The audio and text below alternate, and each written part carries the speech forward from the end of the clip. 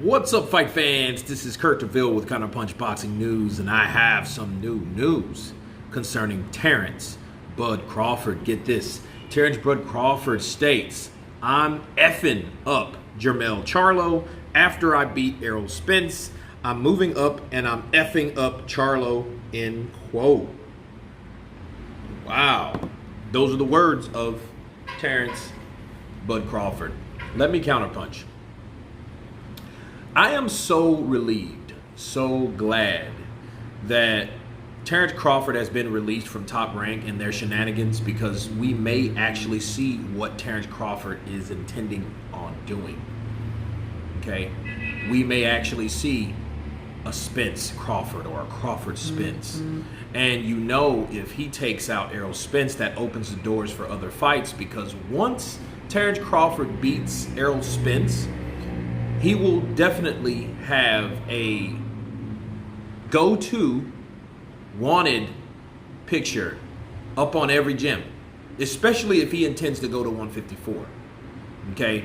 And then Jermell would then have to be forced to face Terence Crawford just to avenge his stablemate, Errol Spence. Derek James would then have to retrain Jermell Charlo. Okay? Because that would be one hell of a war, because we know Charlo. Charlo can take a punch. Charlo's pretty big. Charlo's pretty durable. Charlo can punch himself, mind you. You know, so the question is, would that be too much for Terence Crawford? But I think Terence Crawford is a guy that wants to challenge himself, but then most importantly, Terence Crawford believes in himself. And I think all this time that he was with Top Rank, especially at 147, I think that animosity built, frustration built, and a lot of other things built up. The disrespect as well for Terence Crawford, because he couldn't get those fights he wanted. Guys were ducking him. Bob Arum was disrespecting him. And I think at that same time, Terence Crawford was just getting angry. And I think this is a statement out of anger, but it's deep-rooted, because now he's able to do that. He's dug himself from all the politics at 147, because we all know that that was a lot of politics involved with Terence Crawford moving to 147. He stopped absolutely everybody in there except Amir Khan, and Amir Khan quit. Okay, and he's not even known to be a quitter.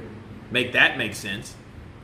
And he's just showing that he is the best in the world. You know, Roy Jones Jr. was one of the guys up in a heavier weight class that did the same thing, even though we didn't really know a lot of guys up there. I mean, you know, we had, who did we have? Lou Del Valle, Eric Harding, Antonio Tarver, Virgil Hill. We had a lot of those guys like that in those weight classes, and he mopped them all up, okay? And he went all the way to heavyweight, pretty much undefeated, because the one loss was a disqualification to Montel Griffin. Okay, so I don't even count that. So he was basically undefeated, and he went all the way up to heavyweight, undefeated, you know, with one disqualification. So undefeated. Terence Crawford is reminding me of that same type of person. Okay, he's reminding me of, like, look, I'm not going to be done with Errol Spence. I'm going to take out your stablemate too. Do you know why, though, guys? Backstory. Jermell Charlo was saying and talking about Terence Crawford as though, because of where he was from, because he's from Omaha, Nebraska, he can't fight like those guys down in Texas. He was referring to himself as well as Errol Spence, because Errol Spence is in Texas.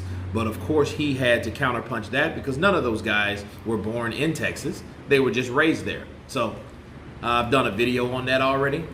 But it just shows you, though, that Terence Crawford is very competitive, and he believes in himself, and the confidence is soaring. And I hope we can get at least 2 or 3 years more at an elite level out of Terence Crawford, so we can show his true potential. Because we already have guys like other channels, I'm not even saying any names, that think he's not even the same fighter, think he's not as good as a switch hitter as he used to, think that he's missed a step or not. You know, that may or may not be true. I don't know. I think he did a great job with Sean Porter, and he did something with Sean Porter that he didn't even really, or we never seen him do before, to Sean Porter. I recently talked to Kenny Porter, and Kenny Porter stopped it because he never seen anything like that, or never seen a whooping like that placed on his son like that. So, be that as it may, people, Terence Crawford is on a mission, and he wants to take out Derrick James's crew, his whole crew.